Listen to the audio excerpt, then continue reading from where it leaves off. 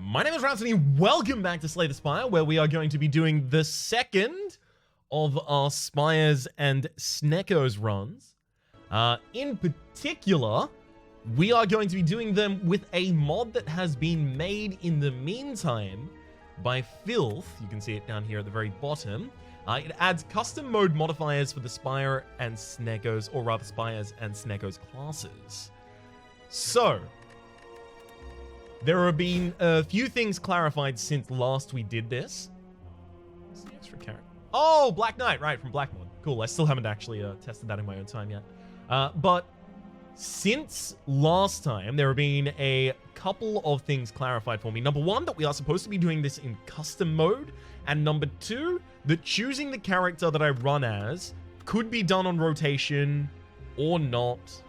So I personally believe that because I'm going to be putting everything up to Ascension 20, that it would be a more strategic kind of thing for me to choose my character to try and work around the limitations that the run puts on me, or the benefits that the run gives me, or, you know, a mixture of both, obviously. So, what I am going to do is start off by rolling the D10 to decide the class, and then after that, the D20 to decide the modifiers. And also, last time I forgot to add in the SNS base kit. That is the Runic Icosahedron, Ancient Text, the Satchel, and Lantern. And another thing that was clarified for me, actually, this is something I want to make very clear because there were a couple of comments about this in particular.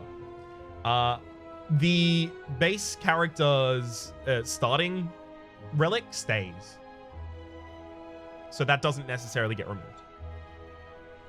I guess unless some effect says that I have to do so. All right. D10 says 3. Okay. Well, that is Warrior Rogue Paladin. Okay, so base kit as well as Paladin. We're going to be starting with Pondfish Scales, which is every time you play a skill that does not grant you block, gain 2 block. Thread and Needle, which is 4 plated armor at the start of each combat. And then Champion Shield, which is when you're below 50% HP. Enemies' debuffs do not affect you. And now it is time for the D20 to decide our modifier past this point. Come on. Good. All right, we got 9. 9 is Monster Hunter. So we add the relic Black Star and the modifier Big Game Hunt. So Big Game Hunt, I'm assuming, is Big Game Hunter. Elite enemies are now swarming the Spire and drop better rewards. Dropping better rewards means that they will be dropping rare cards. But it also means there's going to be a ridiculous amount of elites. I intend to hunt every single one of them. So we've got the base kit. We've got the Paladin. What does that lean towards? Well, when I'm thinking about hunting early elites, the thing I immediately think of is the Ironclad, who has the best potential for doing so, as well as recovering whilst doing so. It's worth noting, this is Ascension 20. These elites are going to be not messing around. But I still think I want to try and kill each and every one that I can. So it's time to embark. Because we're doing custom mode, we are not going to start with the Nyaz Blessing, which is the intended effect there. And I also need to relic add. It is the Black Star. Cool.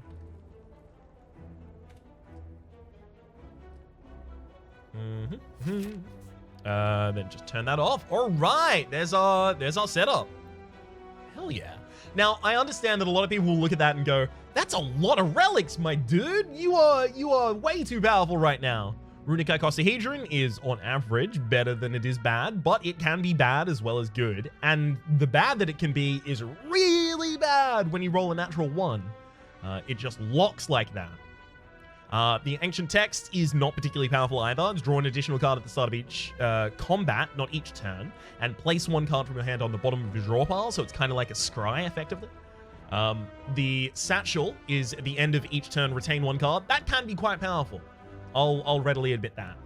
Lantern, start each combat with an additional energy. Can be quite powerful as well. But then our class things outside of that. Pondfish Scales. Know what I mean when I say that? Thread and Needle is extraordinarily powerful, and Champion Shield, a lot of people think is ridiculously powerful. I haven't personally experienced it being particularly high power. We'll see if I do in this run. Okay, so there is a 5 elite path. Is there any teleportation tech that I can pull off that... No. Okay, it's just 5 elites. Yeah, I still want to take it. Let's go. Start off with Rosebush. Right, we'll drop the... We'll drop a strike, right? Because we have to double defend before we double strike here. Otherwise, we're going to be taking damage. Don't need to retain that. So in general, I'm looking at this and I'm going, oh, hang on, I'll roll the Runic Icosahedron. Yay, lose 10 HP. See what I mean? Not necessarily good.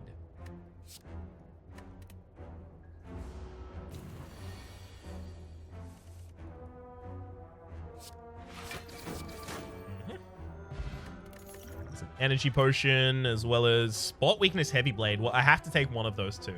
Spot weakness is actually going to provide us 2 block as well. Puncture Scales says so. And that's going to help us scale. I think I need to take the spot weakness.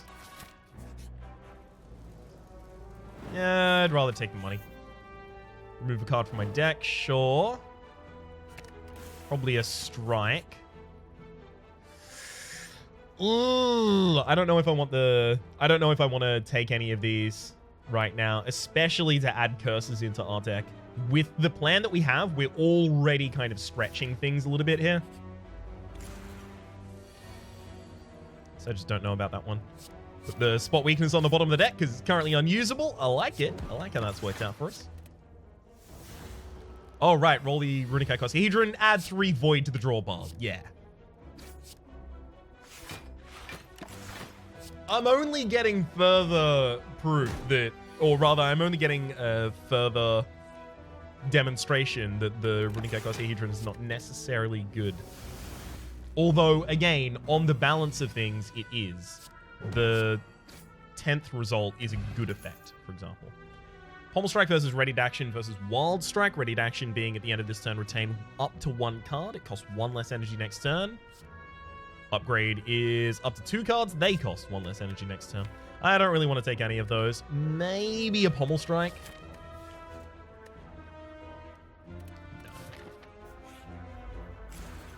Black Star, by the way, just in case you're unfamiliar, is elites drop an additional relic when defeated. 12, game a random common potion. Sure. Actually going to throw that out here as well.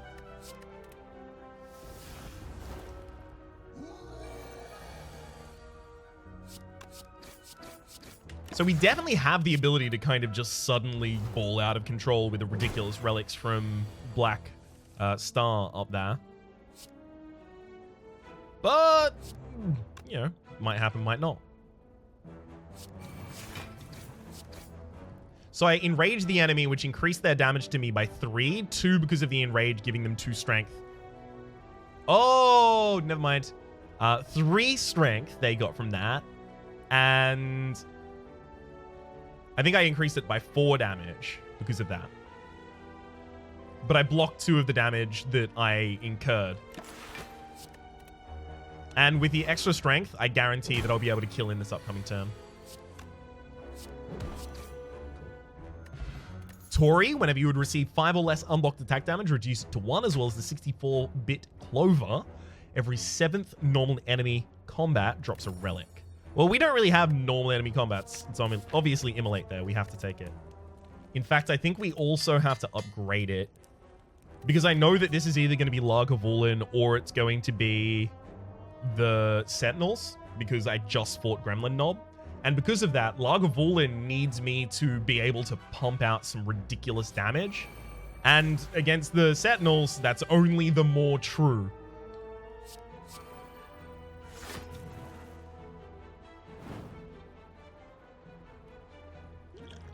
Okay, I'm going to use an energy potion here. Ooh, at the start of each turn, gain an extra energy. Nice.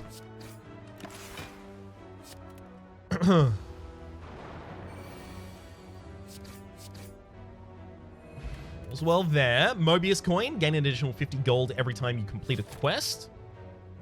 Visit a bonfire room and visit a portal room would both be pretty easy to do.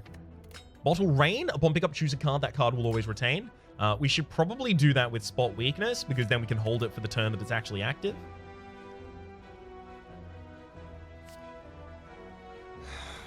Hemogenesis is good if I can upgrade it, but I don't know if I can. Brutality versus Juggernaut. Yeah, no, we're probably going to go a little more aggressive, so I don't see Juggernaut really factoring in heavily. Preserved Insect! Enemies in elite combats have 25% less HP on top of the Black Star. Hell yeah! Look at that tiny little gremlin knob there.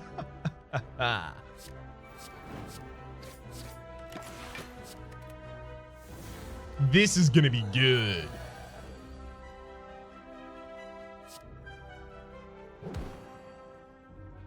Yeah, lose 50 gold. Thanks for that one.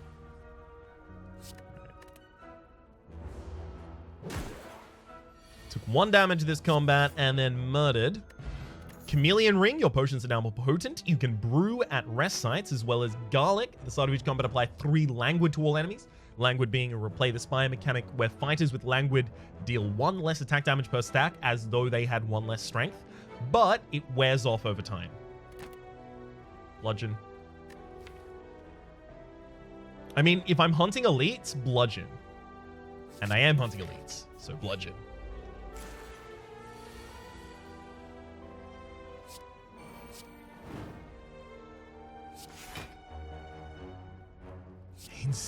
Gain 5 frail. Good thing that happened after I blocked there. I wonder if, on the balance of things, it's better to roll before or after you commit your first turn. I don't know.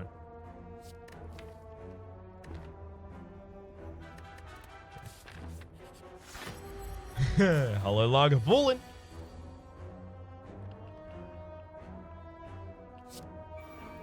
Icosahedron gives us 5 weak. We're not really going to be able to live that one down, unfortunately. The enemy is going to wake up at some point, so I kind of just got to start. Very much didn't want to, mind. But, got to do what you got to do from time to time.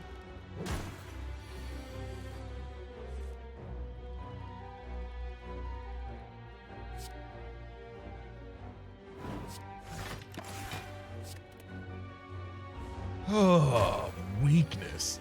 Yikes. Unfortunately, the debuffs that are already applied to us don't seem to be removed by Champion Shield, which I guess makes sense. It's just new ones can't be applied, so we shouldn't be able to lose strength or anything here. Yeah, negated. Excellent. Omamori. Negate the next 2 curses you obtain in Spearhead. At the end of your turn, all enemies lose HP equal to their vulnerable. What deck has that much vulnerable that that's important? Is there an effect that continually applies to vulnerable? I'm unfamiliar. That has to be new, though. Yeah. ___ beta art. Yeah, it's new. Eclipse Impervious. I kind of want to take an Impervious here. And as a result, definitely will.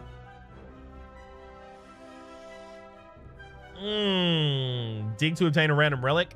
The thing is, I think if I just get enough relics, I might be able to get over the hump of difficulty that exists on floor 2. Yeah. Red Skull. While your HP is at or below 50%, you have 3 additional strength. That's actually quite good for us. Hello again, Gremlin Knob.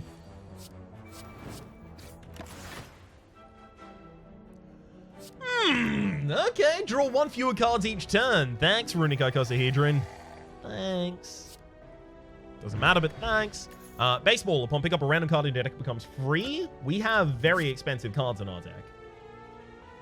We should definitely take an offering. And baseball, yeah, made a defend free because of course it did. We'll go to a portal space so that we can claim a bunch of golds. Cut across and...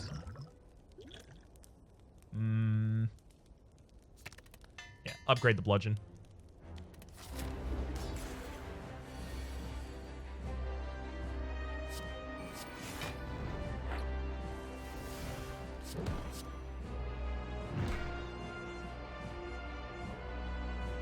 Ooh, heal to full. Thank you very much.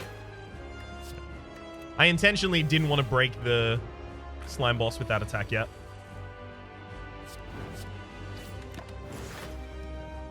Far better attacks to get that done with. Or rather, with which to get that done. Cool. I can now be weakened. We are high enough HP for this to actually apply. Cool. All I have to do is now wait for Immolate. This is the Immolate waiting room. None of those were Immolate. Immolate being in the bottom 2 cards of my deck. Yikes. Okay. Drop the Immolate on them, and nothing doing on those. One turn kill an elite is something that's probably... that's probably possible for us, actually. Slave of Reds and Slave of Blues. Don't know about that. I could take the Elixir. I don't really want to, though. Exhume versus Sword Burial versus Immolate. Sword Burial is interesting. Add 3 attack cards to your hand. They cost 0 and exhaust. And the upgrade is they cost 0 and exhaust. The problem is this gives me, you know, what? Like Wild Strike, Pommel Strike, and Anger. And then suddenly this was the worst usage of my turn. I'm worried about that. I'm going to take a second copy of Immolate as a response. I desperately want extra energy. Not being able to rest is a problem, but I really, really, really need the extra energy. I need the extra energy specifically so that I can play a Bash and an Immolate on the same turn, or a Bludgeon and a Bash on the first turn because of the extra energy we also get from Lantern. Or 2 Immolates on the same turn. Ooh, yeah! That's a Conspire boss. I don't know if I've actually been able to show that off in the series yet, so I'm quite excited to see it there. I'm seeing a max of 3 on like all paths right now. I can get a late Bonfire and 4 elites, that is. Seems worth.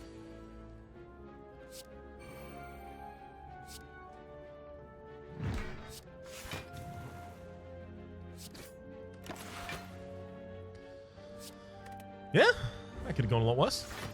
Unicocosihedron, 5 weak, thank you. Wait a second, how did I take damage?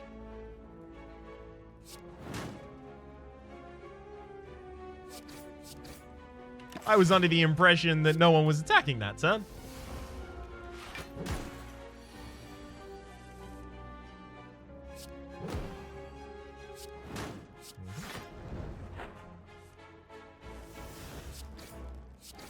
Goodbye, Fuzzy Dice. Hello. Probably nothing. Bloodletting is the closest there, though, for me right now. Yep. Let's help with the experiment. Lose all of our HP. And then... wait. We will pick up the Bottled Heart. Upon pickup, this relic gains charges equal to half of your max HP, and your max HP is reduced to 1. Which I believe now means that Champion Shield and Red Skull are going to be incapable of being active. Start each combat with temporary HP equal to the relic charges. Any changes to max HP affect it instead. So the temporary HP effectively just means that I can now play much more aggressively, but I have a much shorter lifespan whilst I do so. Bottled Geyser, upon pickup, choose a card. Each time you shuffle your deck, that card is placed on top. That's definitely going to be the upgraded Immolate right now. Yeah, it looks like Champion Shield and Red Skull are both currently active, but neither of them is. Lose 50 gold. Yeah, there's that one.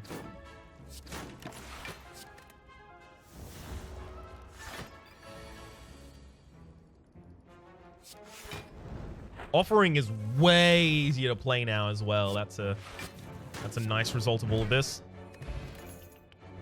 Sword Boomerang versus Disarm versus Cleave. Our boss at the end of the floor, I don't actually particularly understand the patterns of, so I don't really want to take a disarm without knowing its effect. Oh, yes. Juzu Bracelet. Normal enemy counters are no longer... normal enemy combats are no longer encountered in question mark rooms. The 64-bit Clover is going to have a real difficult time actually providing anything to us at this point. I may also want to take the Strange Spoon for the ability to keep offering an Impervious in my deck occasionally. Okay. Havoc is actually a really cheap way to occasionally play some really good things. And it will give us block from our... Yeah, never mind. I'm actually sold on it now. It will give us block from Pond Fish Scales. Having it cost 0 energy is going to be pretty impactful. Hello, Snecko Ghost.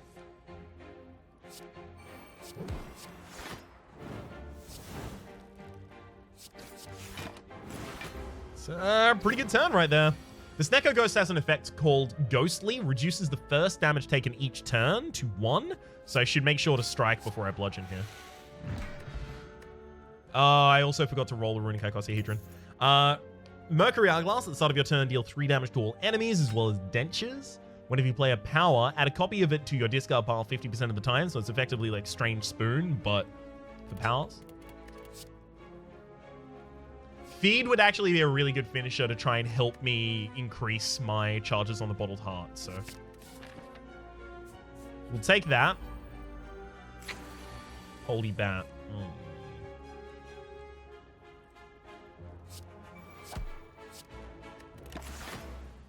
It does slightly frustrate me that there's nothing I can do to the Holy Bat on turn 1. I just have to wait until they put all of their stuff into my deck and then wait.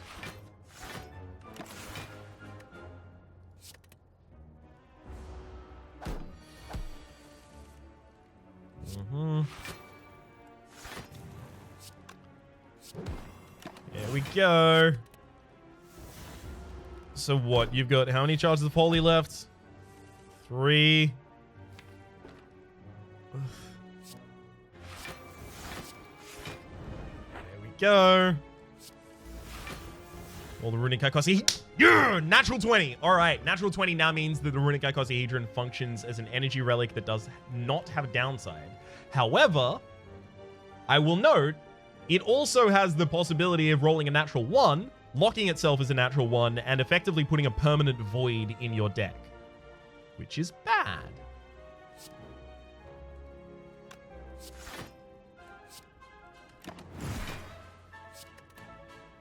So I'm effectively just taking the risk, which I'm comfy doing, frankly.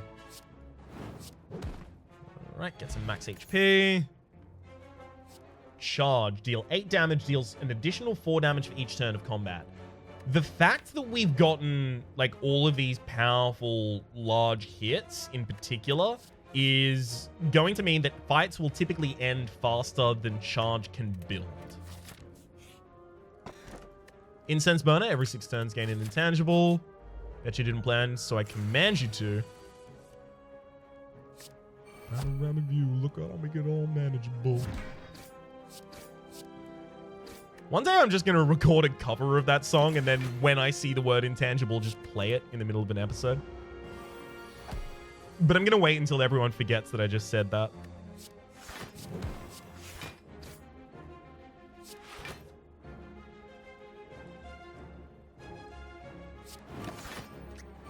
Yeah. I thought that every time you trigger the reality shift, that the nightmare attacks with, I think, 5x3. And because the enemy has languid on them, which is effectively strength down on that turn, right? It removes over time, but it's effectively strength down for that calculation. I've figured that a multi-attack was likely going to result in less damage than the actual direct attack. And I'm glad that I was right.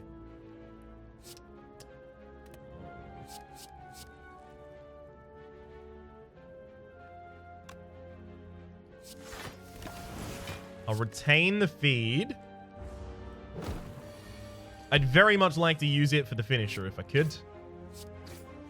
And can. Art of War, if you don't play any attacks during your turn, get an additional energy next turn. That's just not going to happen. Pendib, though, every 10th attack you play deals double damage. That's going to happen a lot. And occasionally we'll enter a fight, drop an immolate, and immediately win as a result. Milkshake, you can retain up to 7 energy between the turns of combat. That's not particularly interesting to me. But Adrenaline Potion, draw 3 cards and gain 2 energy. Well, now that is... yes! This card, I have waited to play with this card for ages. It's from Conspire. It is Purge. Exhaust a card in your hand and permanently remove it from your deck. I believe this can currently still target the Ascender's Bane curse, although I'm not certain on that fact.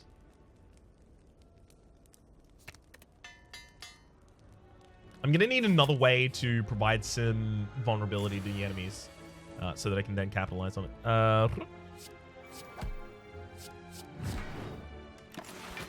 In particular, obviously, I would be extraordinarily enthused to find something like a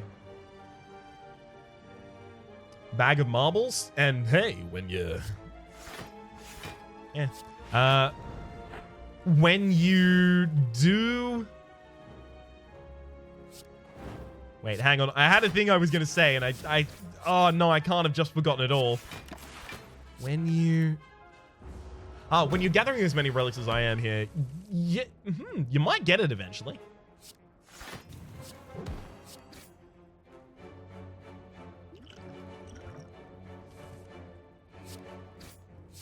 Cool. We use that just so we can get the feed out. Bronze Scales at the start of each combat gain 3 thorns. That's unlikely to be particularly powerful for us. Vajra, because we use singular large hits, is also unlikely to be powerful for us. Fear Potion is going to be excellent. Demon Form, Sword Burial, Juggernaut. I don't think I need any of those. Okay, Smith once more. We want to upgrade the Purge and the Offering. Hello, Book of Stabbing. Just imagine if that enemy had Bag of Marbles. We might have killed him. What? Okay, Reverence. Hubris. Right-click during combat to activate, usable once per turn. Playing an attack card from your hand. You play an attack card from your hand at no cost and exhaust it. We have some very costly attack cards. That said, if we exhaust them, we're going to run into some problems with damage later on in fights. So, maybe don't want to be too gung-ho about that one. And Hand Mirror, whenever you gain vulnerable or weakened, it is also applied to the enemy that sent it. None of those for me, though. You go to a bonfire here, so 3 max HP as well as 50 gold from Mobius coin, and I 1 turn killed an elite, so hell yeah, I'll take that too. Now, at the moment, I'm incapable of going to the heart. Actually, that's not strictly true. I've been told that there is a way that I can go to the heart by using the beta mode mod, but I'm unfamiliar with the mechanics of that so far, and whether or not it would start to break other things. So, effectively, I can't do that. Although I should probably just have a conversation with the person that told me about that, which would be Filth, actually, as well. The person who so kindly generated the custom run starts for SNS. Do I want to remove a card, or do I want to smith? I actually kind of want to remove a card.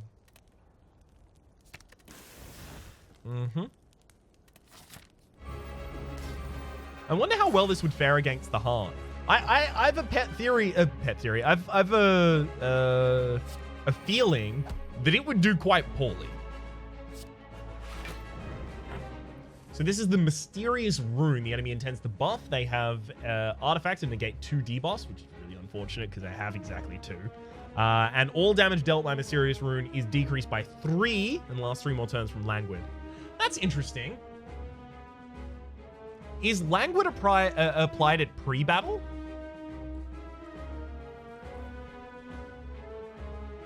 Huh. That's really intriguing. Wait, where is the effect that's actually providing the Languid? It's the... Yeah, there we go, Garlic. At the start of combat, apply 3 Languid to all enemies. That would tend to imply that it occurs at the start of combat rather than at pre-battle. Consider this the hint of the century. Consider this what brought me to my knees. Anyway, the difference there is effects that are applied at pre-battle cannot be negated by the innate artifacting on a character. That's why Snecko Eye, the confusion from Snecko Eye is not removed, or rather still applies regardless of whether or not you have Clockwork Souvenir giving you an artifact, because Clockwork Souvenir gives you an artifact at the start of combat, whereas Snecko Eye gives you confusion at pre-battle, so before combat. The thing is, at the start of combat, apply, I think is the same wording as the Red Mask, as well as the Bag of Marbles, each of which would just negate an artifact, or rather would be negated by an artifact. Whereas this isn't. Interesting. Interesting. We'll remove a strike here. Swap my strength and dex, draw 2 cards. Yeah, I'll actually just use that for the card draw, frankly.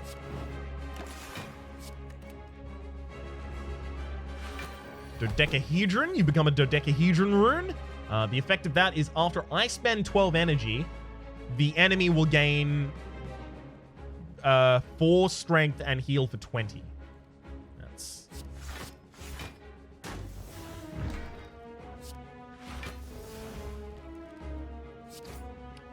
I should probably try to avoid triggering that if I can at all. Although I don't know. Is the enemy going to change at some point? Sphere. I love the animations for this enemy. I'm going to purge the burn out of the deck. Hell yeah, get that removal.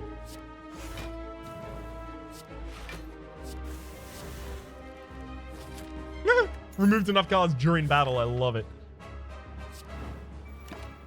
Pen Nib is ready. Okay, you've now triggered Dome. Dome is an effect on us, which is we can no longer see enemy intents. Yeah, that makes about sense.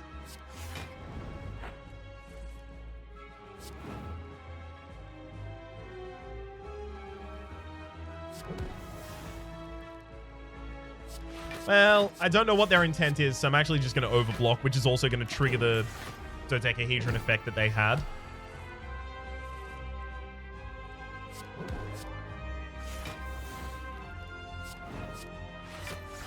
Okay. You've re-upped on the dodecahedron. Yeah, it's not a bad idea, but... Are you attacking? You are. Excellent. Effectively, just use the spot weakness there for a wee bit of information. 5 HP from dead? We won that fight, but gosh, it was close. I'm not putting armaments in this deck. I'm not putting Twin Strike in this deck, so let's immediately remove those two. I don't have the opportunity to kill 3 looters past this point. I can kill a transient. Slaver Red, Slaver Blue. No, can't do either of those. Repulsors and Reptomats are possible, though. Juggernaut, Fiendfire, and Reaper. No, because I can't heal, so Reaper is never going to do anything. Why can't I heal? I'm max HP, so how would I do it? Runic Obelisk. Gain energy at the start of each turn. Lower your maximum hand size by 3. That actually might be excellent for us. We don't have a particularly large maximum hand size. Well, I mean, our maximum hand size is 7 with this. We draw 5. If we play Offering and haven't got it upgraded, we draw up to 7. That's the maximum size our hand ever goes to. Now, we could take Black Hole instead. All cards cost 0. Any card entering your discard pile is exhausted. But you see, in boss fights, we have to cycle through our cards a couple times. There's also Sealed Pack here from Replay the Spire. Choose a basic card to obtain a rare card, and a colorless card, and a black card. Each of those is from a standard card selection. You are not choosing from, like, all of the cards that exist in those sets. You also choose a curse to obtain. The curse cannot be skipped and becomes soulbound. I don't know whether or not Omamori will negate that. I assume it still will. I assume the text curse cannot be skipped is because choose a something to obtain implies the ability to skip. And without that text, otherwise someone might look at it and go, oh, I'll just take all of the cards except for the curse. We'll be taking the Runic Obelisk here, though. I actually haven't even used Reverence yet. I need to tab over to it so I can start using it.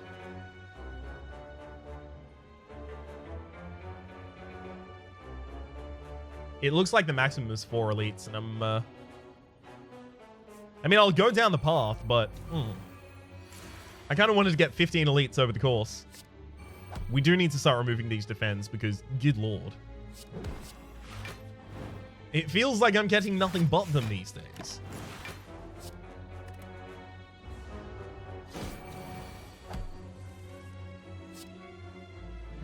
That purge should have been used to remove one, by the way. I forgot immediately about the thing I just said that I needed to do.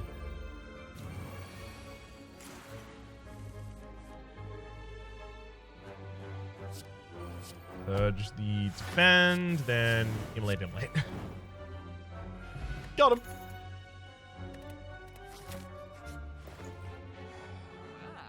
Crystal Statue. Gain energy at the start of each turn. Breaks after you take 20 unblocked attack damage. That doesn't happen because we have temporary HP instead of, unblocked HP.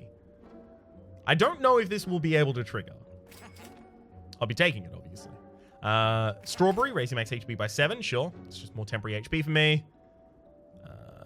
We should remove a defend. Prismatic Shard. Combat reward screens now contain colorless cards and cards from other colors. Yeah, sure. Why not? Variety is the spice of life et al. So, lose another defend. That's my 0 cost defend, unfortunately. But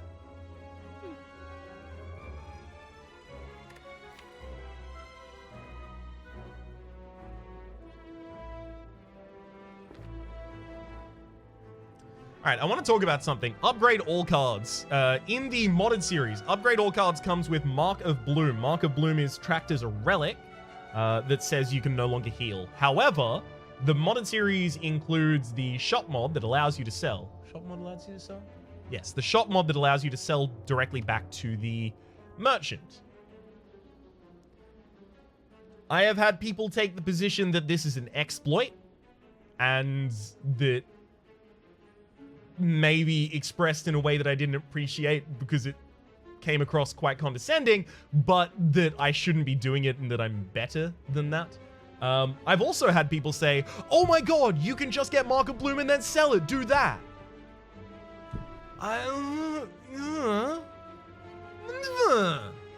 Is effectively my response to that. I'm going to choose to fight the boss from Act 1 because I can't be bothered with it today, but it's another situation of, you'll gotta understand, I can't please everyone at all times, and will never be capable of doing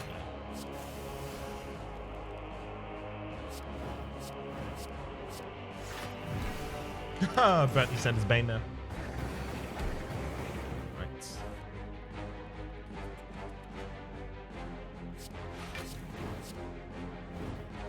Beat him.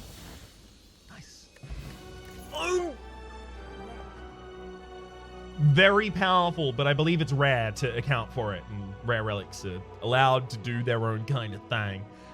Draw 1 additional card at the start of each turn. Very good. Ooh, things are getting nutty. All right, deal 5 damage plus an additional 5 for each energy this costs for Fund 1. I don't understand this card. I don't understand this card. I don't understand the card. Sorry. The actual song is I don't understand the poor, but I can't say that because that sounds insensitive. It's in the context of a song where a particularly kind of abhorrent earl is talking about the poor. It's from a musical. All right. Strike. A Gentleman's Guide to Love and Murder, just in case you're wondering. It's a very good musical. I'd recommend watching it. I've watched it recently, actually.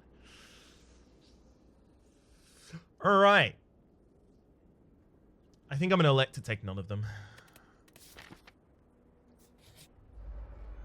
Come on, Nightmare.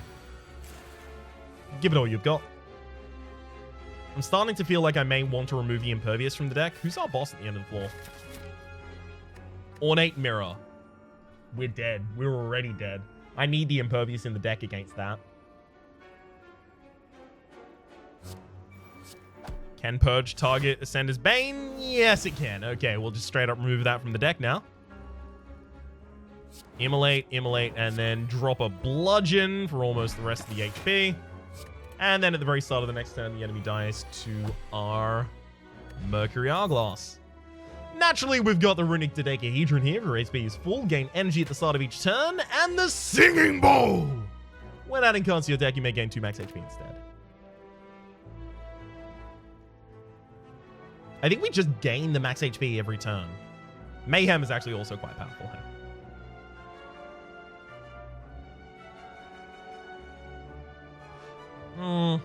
So is machine learning. So I've recently heard the analogy that Mayhem is like machine learning with a strict upside. It's not. You don't always necessarily want to play the card. You definitely don't want to play combo cards out of order and blah, blah, blah, blah, blah. But we don't really have combo cards. We do need more draw if we can get it somehow. We are drawing 6 cards a turn with the foam finger. Machine learning would make that 7. Yeah, we take the machine learning. It's actually a no-brainer. I don't know how I took that long.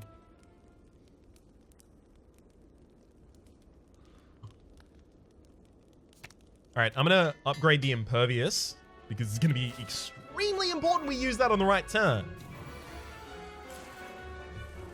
against the Ornate Mirror.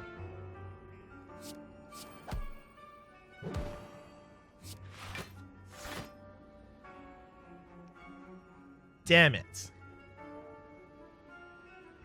I'm going to have to remove one of these Immolates from the deck. The Offering is essential for getting to my combo pieces early, and the Impervious is essential for the final fight. We need to get that Purge out of the deck, I'll tell you what. That's the big downside of Purge, right? That occasionally it will screw you like this. Also, the Ascender's Bane got re-added to the deck. Good Purge. Good Purge. Well done, Purge. Oh no, my draw pile. But it was so nice.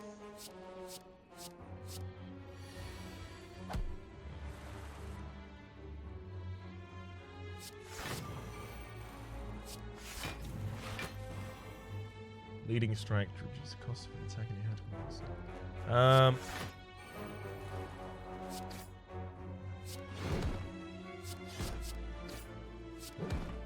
I mean, it worked. Xylophone. Upon pickup, choose a 1 or 0 cost card. This card now costs X, applying its effect X time when played. All right. Listen to me. What if I do that on Havoc? Because if I put it on Offering, sure, I'll just draw my entire deck. I get to play each of them once, and then great. Well done, you. But if I put it on Havoc, I can just play all of my cards and then play Havoc, and then it will replay every card in my deck. So it's like, Havoc becomes the ultimate finisher. I have to. It's so cool. Where is it? Spot weakness. I could slow play the Ornate and then just spot weakness on the second turn with, you know, what, my 7 energy or something like that. 7 by 3 is 21. It's some strength, but I don't know if it's enough to make a significant difference. Yeah. X cost Havoc, let's go. Cunning Disguise. On pickup, choose another character. On future card award screens, you have 1 additional card to choose from, and it will be from that character. We've got... I'm not going to be selecting the Black Knight because I'm unfamiliar with it currently. We've got Silent Defect, Beaked Cultist, the Construct, and the Mystic. Let's try and think about the things this deck currently lacks that I would require. Damage, like big nuke damage. It's Defect. I'm looking for things like Sunder, Meteor Strike, and Hyper Beam.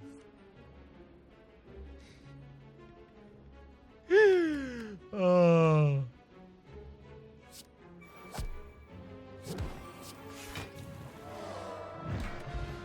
Magic Flower. Healing is 50% more effective during combat, as well as Spice. Upon pickup, raise your max HP by 8. Draw an additional card every turn. And Spice is highly addictive. Double tap. Double tap has to go in this deck. I know that Hyper Beam was what I was looking for, but double tap literally is like the whole deck archetype already. It's a Mimic. It's about time we fought one.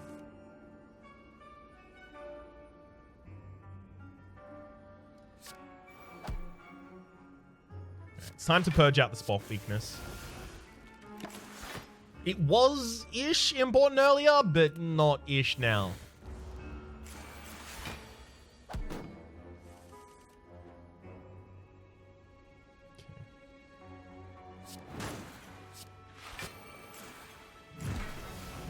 Then Giant Havoc.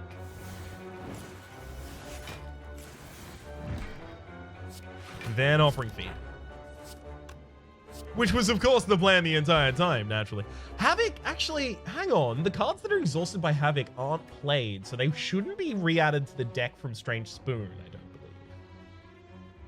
Right, we've got Curious Feather. Whenever you play a power, gain 1 strength, as well as the Golden Egg. Whenever you add a rare card to your deck, it is upgraded. If you purchase a card from the Merchant, it is also upgraded. Max HP there, though. Okay. Hey, kill the Transient for a relic, please. We should be able to pull this off.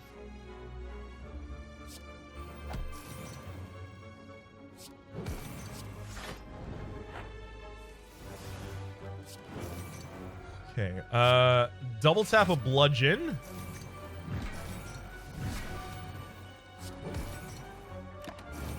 That all went pretty well.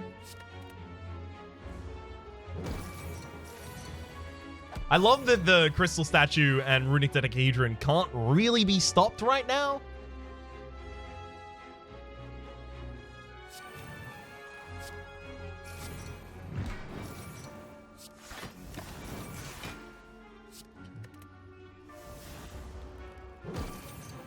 It'll take us a while, but I think we will get through this. We need that double tap upgraded, like, post-haste.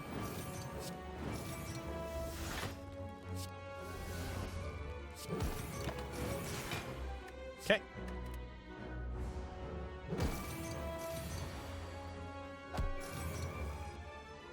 $67.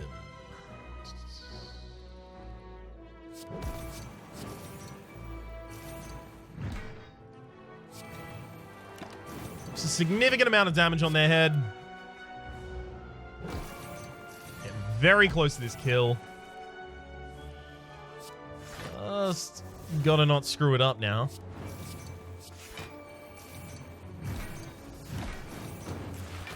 Okay. Since I can retain the feed and I always have excess energy at the end of the turn, I don't need to play it earlier.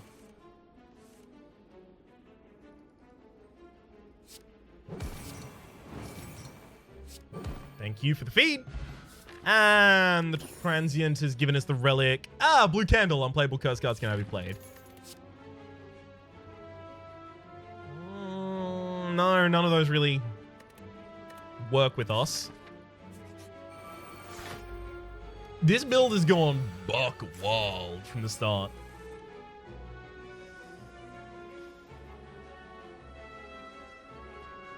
Right up until we got the preserved insect, I was like, oh, okay, we'll see how this goes. And then as soon as we got that, I was like, I think we've seen how this goes. Havoc.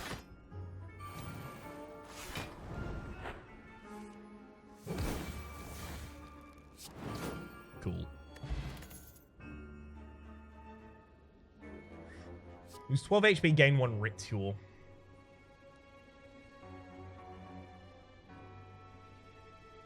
Ritual being gain strength at the start of your turn. I don't know if I can take that. Ah, giant parasite. Not so giant now. Are ya? He's my favorite character in Game of Thrones. That's actually not entirely untrue. I mean, it's either Arya or Tyrion.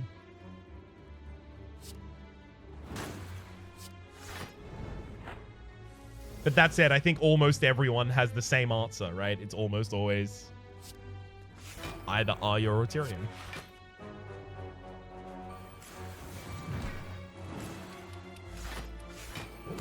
This X-Cost Havoc is wild. Focusing Shard. For each act you climb, upgrade one random card at the start of each combat, as well as the meat on the bone. If your HP is addable if 50% at the end of combat. Heal? What? What? There has to be something about this character, like, oh, souls prevent you from taking negative downsides, or downsides give you some benefit, because every card I've seen from Black Knight so far has been so underpowered. There has to be a concept in that character I'm missing. Obviously, I haven't even played the character yet, so there probably is. But every time I see one, I'm like, how does that work? All right. Upgrade the double tap. It has to happen.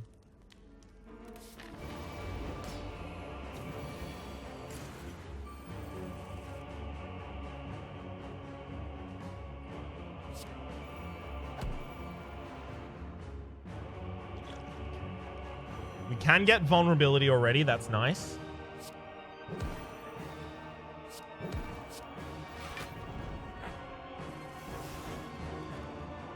I think I need to kill on turn 1.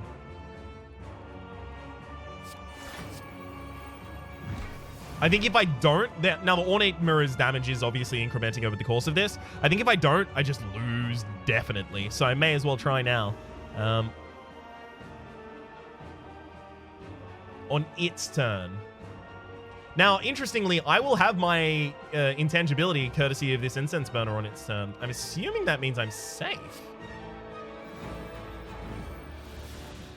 Although I've been wrong before.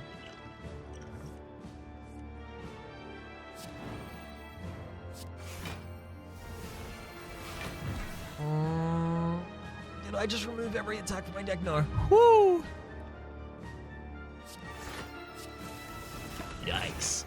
That was kind of terrifying right there.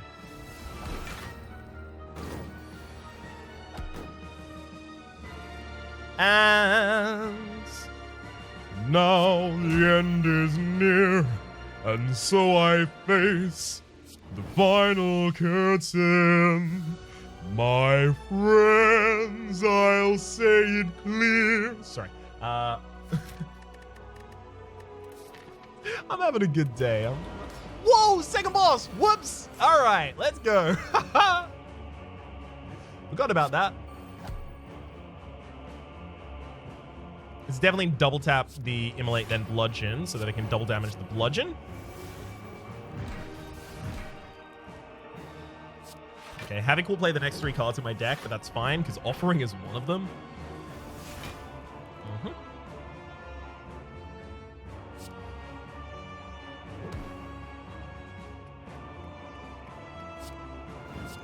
I'm intentionally playing 2 more cards here so that I trigger the effect of the enemy so that I get to play 12 whole cards next turn.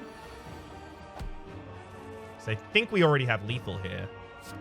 We double tap Bludgeon, double tap the Immolate as well, then Havoc.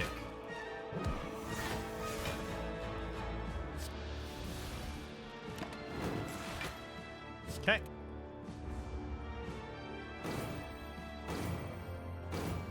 That's basically as close as I can get to lethal without killing the enemy. Goodbye, enemy, though. Hell yeah. Now, usually, this would now be the time to go and kill the heart. That is my understanding, right? However, that currently doesn't exist in the main branch of the game, and as a result, is not something that I can access during the modded series. Again, I'm aware that there is a workaround in beta mode, but I need to have some more discussions about how exactly that would function before I do that. For the moment, though, my name is Rhapsody. The name of the game has been entered the gun. I was so close. Like, I was just, like, almost every letter off. Name of the game has been Spires and Sneckos here in Slay the Spire. Again, the rule set created by Endergrim and enshrined in the mechanics of the game via a mod by Filth. The mod as well as the rule set will be linked in the description down below. Hopefully you've been enjoying yourselves, and hopefully we'll see you next time.